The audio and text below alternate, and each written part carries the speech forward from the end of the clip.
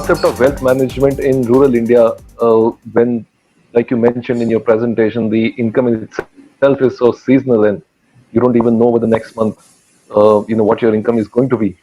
So how do you really how do you convince your customers, how do you convince, your audience to appreciate what you're trying to tell them?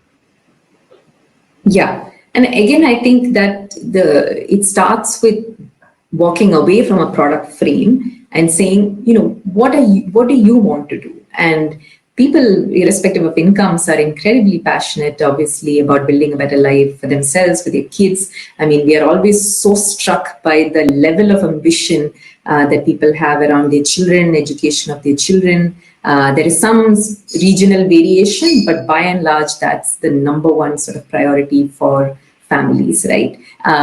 And I think you want to start with that. If you start with saying, hey, I'm here to sell you a mutual fund, that produces a very different dynamic than tell me what you want to do in the next 5 years, in the next 10 years. And then our role is really to say, okay, what do you need to do to make it happen? I think, unfortunately, the way we are doing finance today in India is to sort of throw a lot of products and jargon and, buy this ULIP and buy this, blue chip fund.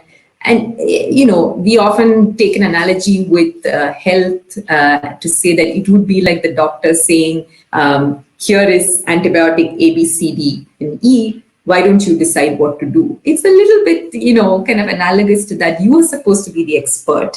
What the person cares about is their health or their life goals, as the case may be.